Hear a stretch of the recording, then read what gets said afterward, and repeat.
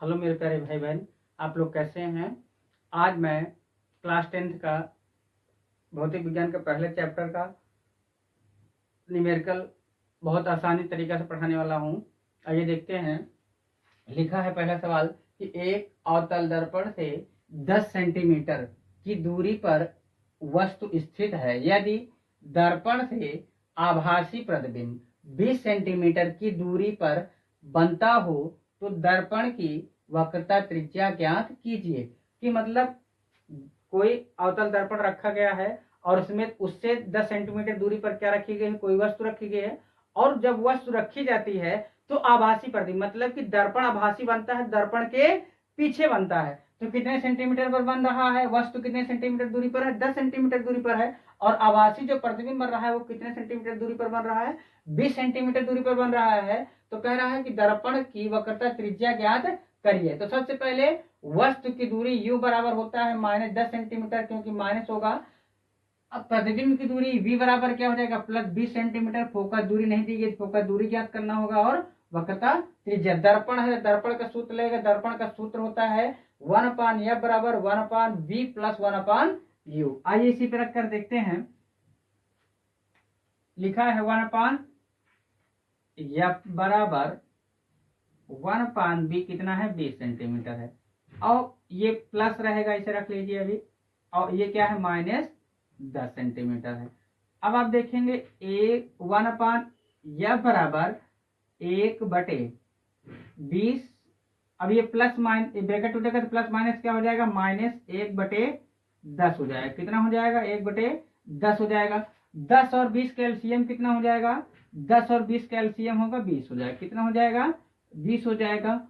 बराबर, अगर नहीं आता है तो आप लोग क्या करेंगे, एलसीएम निकाल लेंगे। निकालेंगे तो 20 और 10 का एलसीएम 2 से कट जाएगा, 2 धामा 20 और 2 पंचे 10। फिर 10 बचा है, 2 से काटेंगे, 2 पंचे 10, 5 बचा है ये।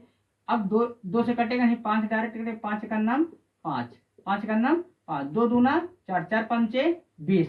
एलसीएम कितना आ गया, 20 आ गया। कितना आ गया, 20 आ गया। तो इसमें हम लिख देंगे पूरे के बटे कर क्या लिख देंगे, 20। अब एक लिखा है, एक लिख लीजिए।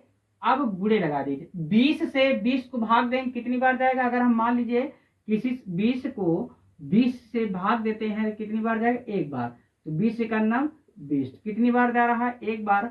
यही एक हम कहाँ लिख देंगे, यहाँ लिख देंगे। अब माइनस लगा है, माइनस लगा दीजिए, माइनस और एक लिखा, एक लिख दीजिए। अब 10 से हमें किसमें भाग देना है, 20 में। हमें 10 से किसमें भाग देना है, 20 को।